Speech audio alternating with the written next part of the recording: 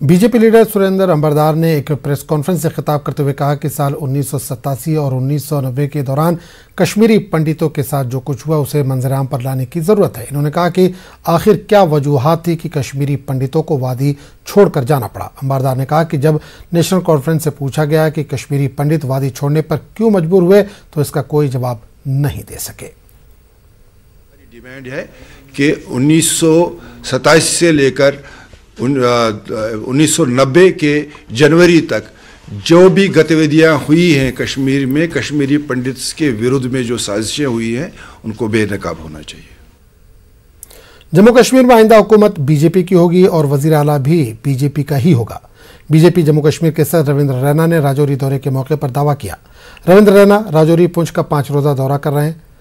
राजौरी में पहाड़ी तबके के लोगों ने रविंद्र रैना का शानदार इस्तकबाल किया। रविंद्र रैना ने कहा कि जम्मू कश्मीर में बीजेपी सबकी पसंदीदा पार्टी है और आइंदा इख्तिदार बीजेपी को ही मिलने वाला है। में भी हिंदू, मुस्लिम, सिख, ईसाई सब मिलजुल कर इस समय मोदी साहब के उस मिशन सबका साथ सबका विकास पर काम कर रहे हैं और मुझे पूरा यकीन है कि जो अवाम ने बीजेपी को प्यार दिया है, जम्मू कश्मीर में अगली सरकार बीजेपी की होगी। बटागुंड त्राल में अपनी पार्टी की जानिब से पार्टी वर्कर्स कन्वेंशन मुनक़िद हुआ, जिसमें पार्टी के सीनियर लीडर गुलाम मोहम्मद मीर ने वर्करों पर जोर दिया कि वो अपने अपने इलाकों में पार्टी को मजबूत बनाने में अपना रोल निभाएं ताकि इन सियासतदानों को दूर रखा जाए जिन्होंने पिछले 70 वर्षों से त्राल के अवाम का इस्तेहसाल किया। उन्होंने बताया कि अपनी पार्टी हर सतह पर लोगों को दुख दर्द से निकालने की कोशिश कर रही है। मसाइब जो गुर्बत हमारे यहाँ है, जो हमारे लोग यहाँ गुर्बत से जूझ रहे हैं, परेशानियों से जूझ रहे हैं, मेरी सियासत यही है। मैं चाहता हूं कि इसका हल हो, ये जुल्म और जबर, ये गुर्बत यहां से दफा हो जाए। यहां 70 साल से जो सियासी धोखाबाजी हुई, यहां के लोग, हमारे लोग नालां हैं, वो नाराज हैं। अपनी पार्टी के लीडर अल्ताफ अहमद मलिक ने चिल्ले कला के पेश नज़र आवाम को बुनियादी सहूलियात फराहम करने की मांग की। इन्होंने गवर्नर इंतजामिया पर जोर दिया कि वो दूर दराज इलाकों में बिजली की सप्लाई, पीने के पानी और राशन की दस्तयाबी यकीनी बनाएं। मलिक ने रफियाबाद के अछवाल इलाके में पार्टी कारकुनों से खिताब किया। खोखले नारों वाली पार्टियों से बचकर अल्ताफ बुखारी को मौका देने की इन्होंने अपील की। एक सेक्टर जो जम्मू कश्मीर का है, खास तौर से कश्मीर में, वो दिन ब दिन रूब ज़वाल होता जा रहा है। जितनी जल्दी मुमकिन हो सके जम्मू कश्मीर में स्टेटहुड को बहाल करके यहाँ असम्बली इंतखाबात करवाए जाएं ताकि लोग अपने जो उनके नुमाइंदा है वो चुने। उनको उन नुमाइंदों को चुनने का मौका फराहम कर देना चाहिए, क्योंकि बहुत ज़्यादा मसाइल जो लोगों के हैं वो बढ़ते ही चले जा रहे हैं। जिस तरह खबरों का सिलसिला जारी रहेगा, लेकिन एक छोटे से वक्फे के बाद।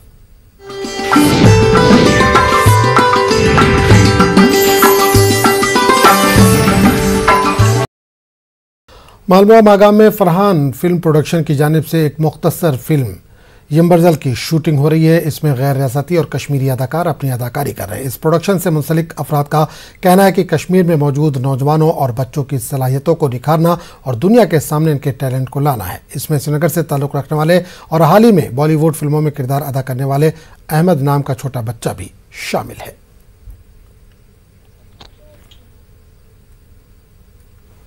यहाँ पे ये जो एक शूट हो रहा है, ये एक शॉर्ट मूवी है जिसका नाम यम्बरजल है, उसकी शूटिंग हो रही है। हम इसमें दिखा रहे हैं कि जो कश्मीरी बच्चे हैं इनका एजुकेशन किस तरह से ये सफ़र हो रहा है एजुकेशन यहाँ का, और कितने मुश्किलात से गुजरना पड़ता है यहाँ के बच्चों को वो एजुकेशन हासिल करने के लिए, क्या हालात है यहाँ के एजुकेशन सिस्टम के।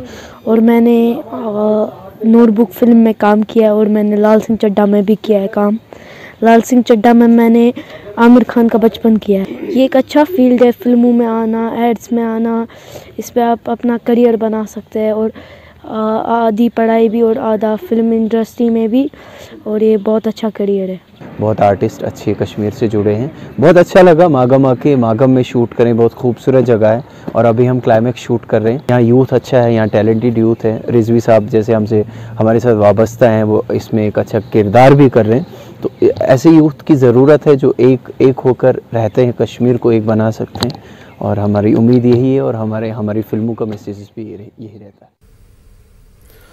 साहित्य अकेडमी नई दिल्ली ने अदबी मरकज़ कमराज जम्मू कश्मीर के इश्तराक से एक रोज़ा सिंपोजियम का इनेकाद किया। मारूफ शायर व कलमकार प्रोफेसर डॉक्टर मिशेल सुल्तानपुरी की याद में अदबी मरकज़ कमराज का کانزپورہ بارامولہ کے ہیڈ آفس میں سمپوزیم منعقد کیا گیا۔ تقریب کی صدارت ادبی مرکز کمراز کے صدر محمد امین بٹ نے کی۔ کلچرل اکیڈمی کے سابق سیکریٹری ڈاکٹر رفیق مسعودی مہمان خصوصی تھے۔ کشمیری ایڈوائزری بورڈ کے کنوینر غلام نبی آتش، فیاض تلگامی، شاہد دلنوی، شبیر احمد دلدار، شبنم تلگامی، ڈاکٹر شائستہ احمد اور منصور منتظر نے خطاب کیا۔ ڈاکٹر عزیز حاجنی کو یاد کیا گیا، ان کے مغفرت کے لیے دعائیہ نشست کا بھی انعقاد کیا گیا۔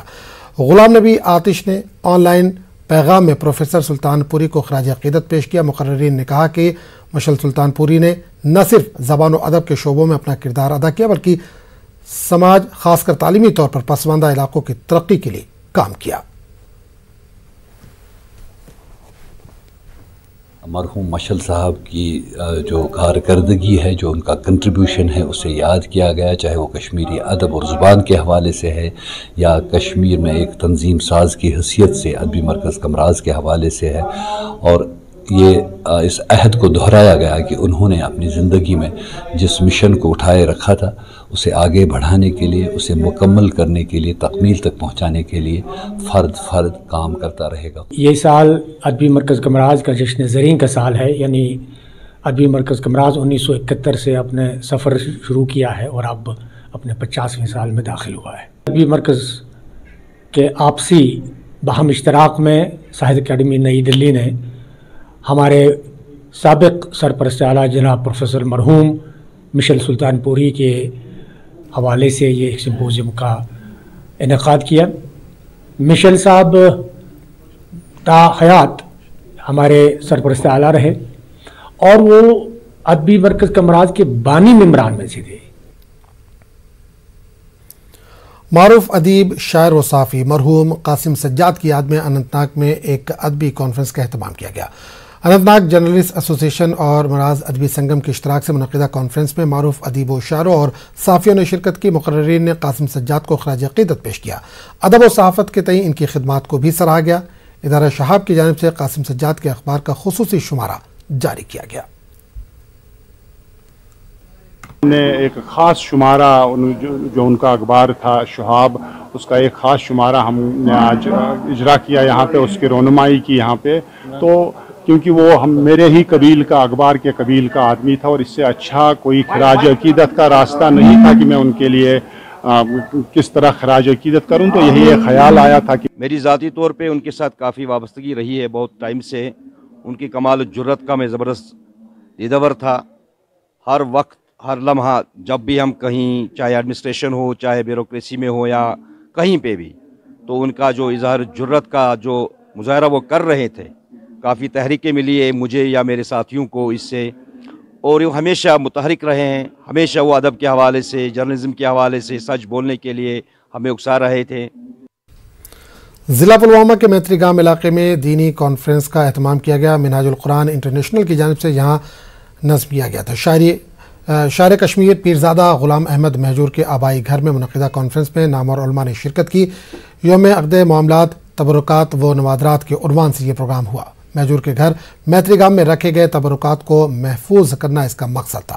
علماء نے شاعر کشمیر کی شخصیت پر روشنی ڈالی اور انہیں خراج عقیدت پیش کرتے ہوئے کہا کہ شاعر کشمیر کو ورثے میں قدیم زمانے کے کچھ تبرکات و نوادرات ملے ہیں، ان کا تحفظ کرنا وقت کی اہم ضرورت ہے۔